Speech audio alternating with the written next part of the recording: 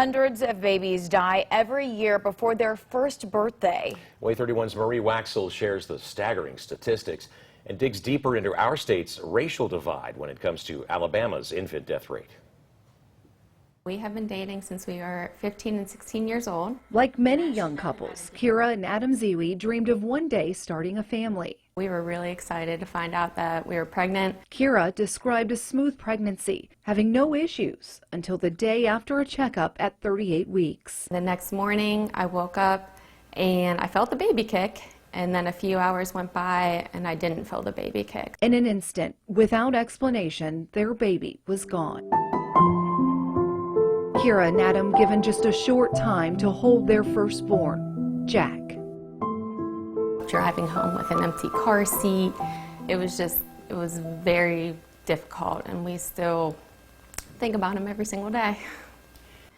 The Ziwis are just one of many families to experience the pain of losing an infant child. They're not alone. Unfortunately, Alabama tends to rank towards the bottom. On any given year, we are either 49th or 50th with our infant mortality rate. Lisa Carter is an Alabama Department of Public Health Regional Perinatal Coordinator. She says the problem only intensifies when you look at racial disparity in Alabama's infant death rates. The difference between black and white.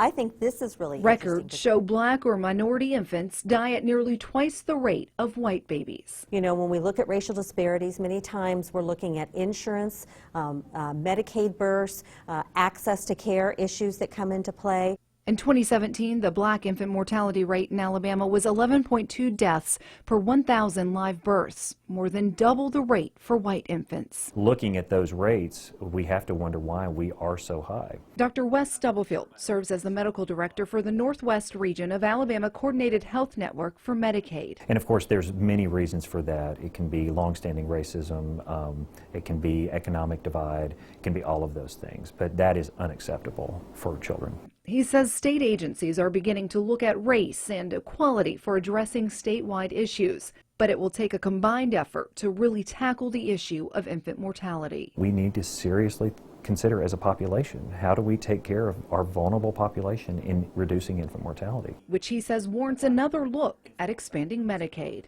It's been shown by research that states that have expanded Medicaid, their infant mortality rates have gone down compared to states that have not. 435 babies died in Alabama in 2017. Putting Alabama well above the national average when it comes to infant death. One of the things that the World Health Organization looks at is the fact that our infant mortality rate is a direct reflection of the general health of our population.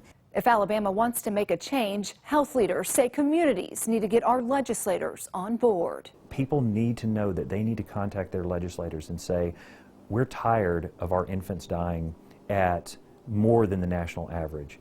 Just last year, Governor Kay Ivey instituted an infant mortality reduction initiative, pledging $1 million over 5 years to address issues related to infant mortality in 3 counties in central Alabama with the highest infant death rates. I think it goes back to the fact that it's not just about putting money into systems, although that helps. I just wonder how many of those infant deaths could be avoided. Organizations like the March of Dimes have stepped in to do what they can to help research this ongoing problem, helping families like the Ziwis move forward in their healing process. Since then, we have been blessed with 2 more boys, and they're happy and they're healthy.